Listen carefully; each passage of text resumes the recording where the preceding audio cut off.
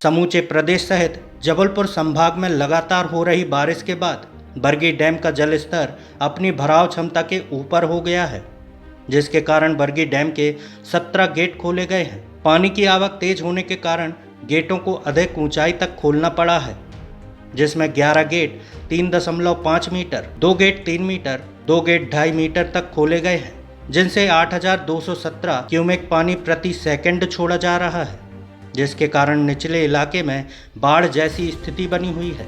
बांध के सामने वाले पुल के ऊपर से पानी जाने के कारण बरगी नगर से बिजौरा खापा, बंदरकोला, सगड़ा, दुर्गानगर आदि ग्रामों का संपर्क टूट गया है। चलिए देखते हैं बरगी से शुभम अवधिया की ये रिपोर्ट।